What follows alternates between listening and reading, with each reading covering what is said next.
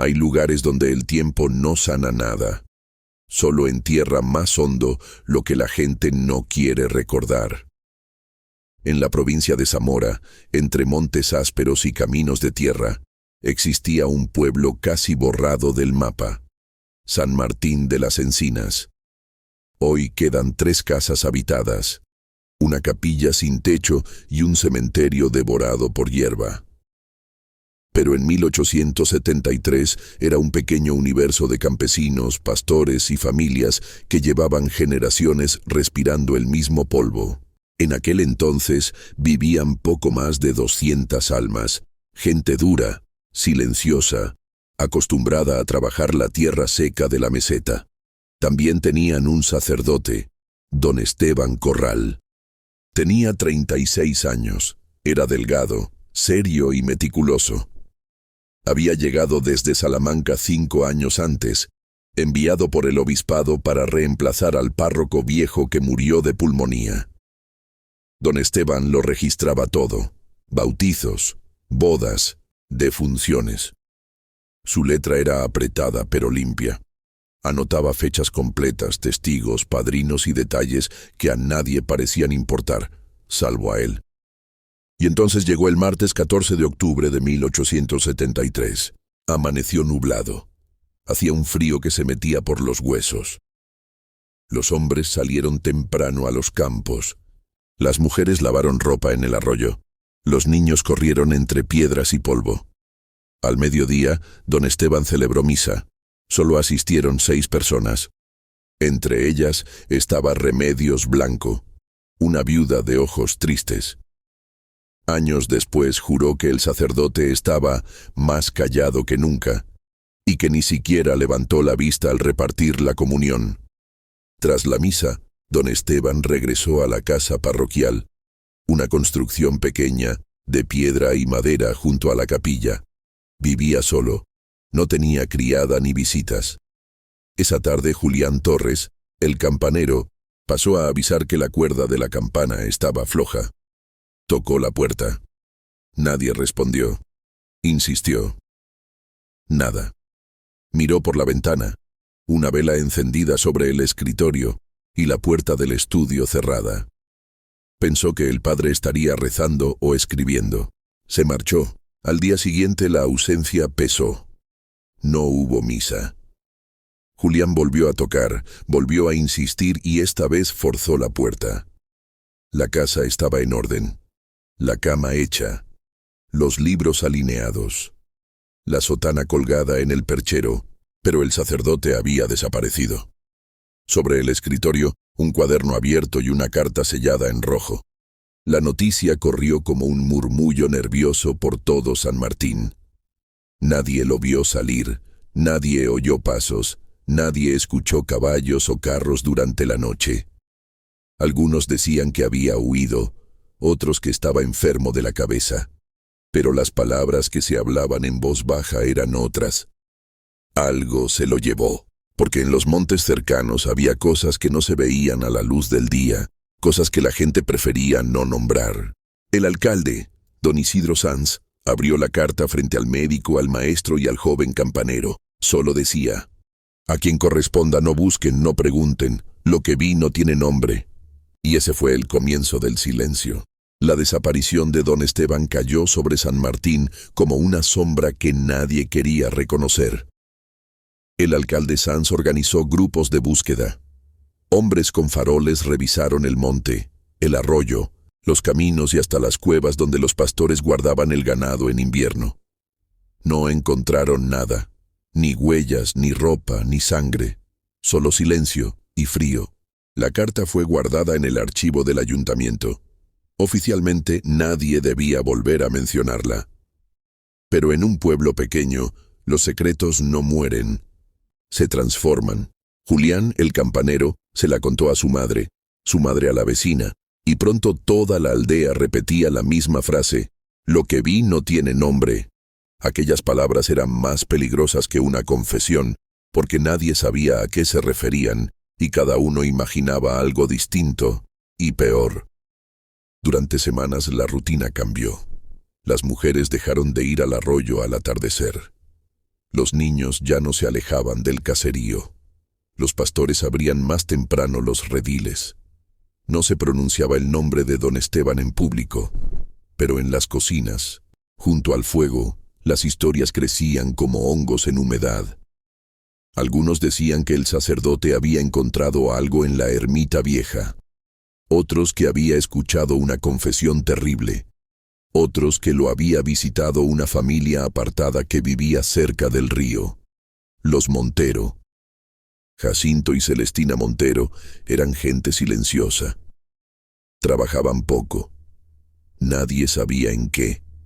No tenían hijos. Vivían en una casa de madera, demasiado alejada del resto.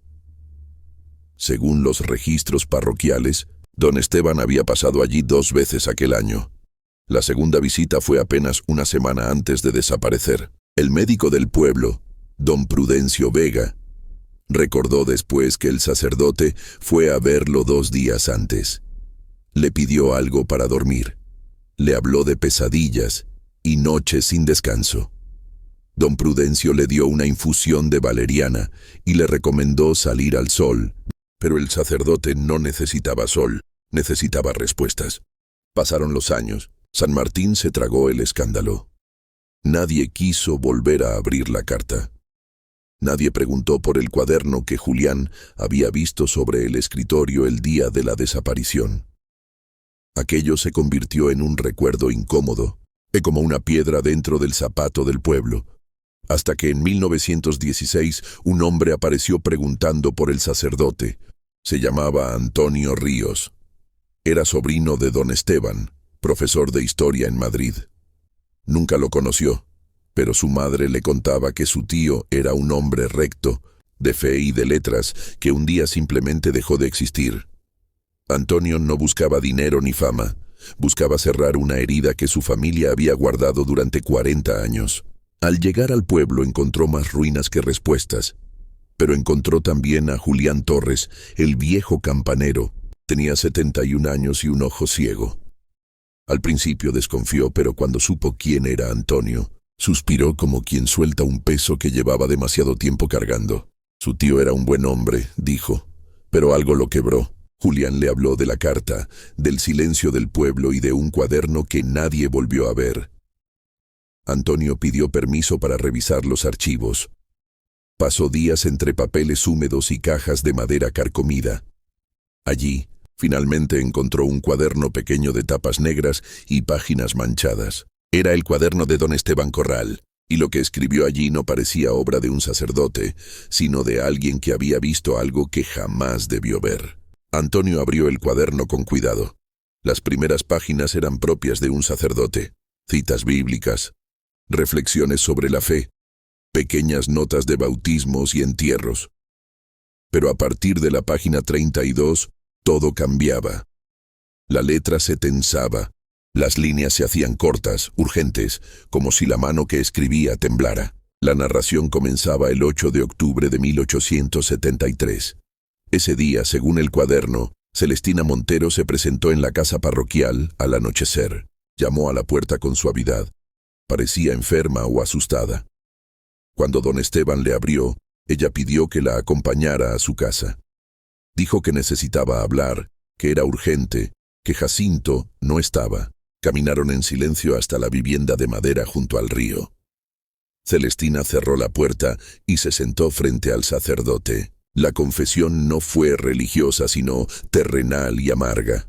No habló de pecados, sino de hechos, de algo que había ocurrido años antes, de alguien que ya no vivía en San Martín. No dio nombres, pero lo que insinuó era peor que cualquier palabra. Según don Esteban, Celestina dijo que su marido y otro hombre habían sido parte de algo terrible, algo que marcó a la familia para siempre. Desde entonces no dormían bien, escuchaban ruidos bajo la casa, veían sombras que no pertenecían a nadie. Y con voz quebrada añadió una frase que el sacerdote subrayó 2 veces. Hay cosas que no se pueden enterrar, por más profundo que caves. Esa noche don Esteban no durmió. Revisó los registros parroquiales. Buscó muertes sin detalles, desapariciones, Accidentes sospechosos. Encontró un nombre, Damián Ortega, jornalero, 1868, muerte por caída. Pero no había tumba, ni testigos, ni firma del médico, solo la anotación del viejo párroco que murió ese mismo año. El 10 de octubre, el sacerdote volvió a la casa de los Montero. Esta vez Jacinto estaba. Don Esteban preguntó directamente si conocía a Damián Ortega. Jacinto no respondió. Celestina empezó a llorar desde la cocina. El sacerdote insistió. Jacinto cerró la puerta y lo echó. Antes de marcharse, don Esteban oyó algo. Un golpe suave, rítmico, proveniente del sótano. Como si alguien cavara, o como si algo quisiera salir. El 11 de octubre lo siguió desde lejos. Con las primeras luces del alba, vio a Jacinto caminar hacia el monte con un bulto envuelto en una manta.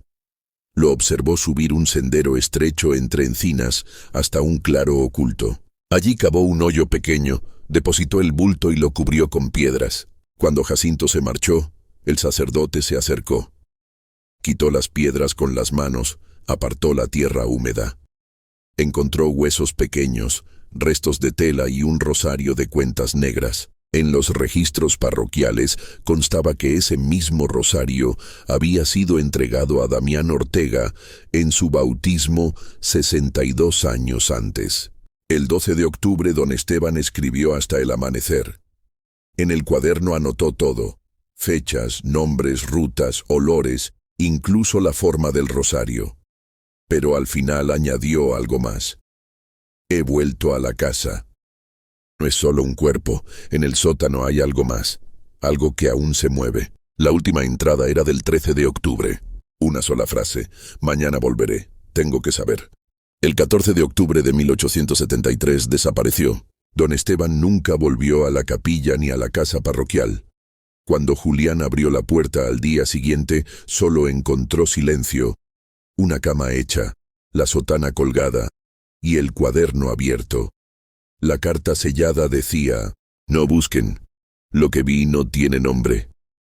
Ninguno en San Martín quiso repetir esas palabras en voz alta, pero igualmente circularon por las cocinas, por las cuadras y por las noches frías del pueblo. Las semanas pasaron, el invierno entró en los montes y el caso del sacerdote se fue diluyendo en susurros. Algunos decían que había huido, otros que había perdido la razón. Y los más viejos guardaron silencio porque entendieron que había cosas que era mejor enterrar. El obispado nunca exigió explicaciones. San Martín se cerró sobre sí mismo y el tiempo hizo el resto. Fue necesario que pasaran 43 años para que alguien volviera a preguntar. En 1916, Antonio Ríos llegó al pueblo en busca de su tío. Preguntó, insistió, removió archivos y finalmente encontró lo que nadie había querido tocar: el cuaderno. Después encontró a Julián, ya viejo y medio ciego. Él fue el único que se atrevió a hablar. Le contó todo: la desaparición, la carta, el miedo. Antonio regresó al cementerio. Buscó tumbas, cruzó nombres, fechas y rumores. Nadie sabía dónde había sido enterrado Damián Ortega. Nadie recordaba a los Montero. Nadie quería mirar hacia el monte, pero en una esquina, donde las cruces eran solo madera podrida, Antonio encontró una fosa sin nombre. Cavó. Halló restos de una caja, huesos mezclados, no de uno sino de 2 hombres, uno viejo, uno joven. Los llevaron a Zamora. Fecharon los restos. El mayor murió entre 1865 y 1870. El otro entre 1870 y 1875. Antonio no necesitó más pruebas. Sabía quién era cada uno. Quiso entender más, así que buscó la casa de los Montero. Estaba en ruinas. Solo quedaban tablas, piedras húmedas y el olor a madera podrida. Al bajar al sótano notó que el suelo no era firme. Habían cavado allí muchas veces. Antonio imaginó el ruido que describió el cuaderno. Los golpes lentos, rítmicos, como de alguien que quiere salir o de alguien que nunca quiso entrar. En el monte encontró el claro donde Jacinto enterró el rosario. Las piedras seguían allí, cubiertas de musgo. El viento movía las ramas como si algo respirara entre ellas. Antonio tomó el rosario, lo guardó en su bolsillo y no volvió a hablar del asunto. Regresó a Madrid. Escribió un informe para el obispado y otro para la Guardia Civil. Nadie lo investigó. Era un caso viejo, de un pueblo que ya no importaba. Archivaron el cuaderno. Archivaron el informe. Y la tierra volvió a cubrirlo todo. Años después, antes de morir, Antonio dejó una carta a su hija. En ella escribió: «Tu tío no murió por lo que descubrió. Murió porque alguien no quería que lo descubriera, o porque algo no quería ser descubierto. Hoy, San Martín de las Encinas casi no existe. La capilla está sin techo, sin campanas y sin puertas.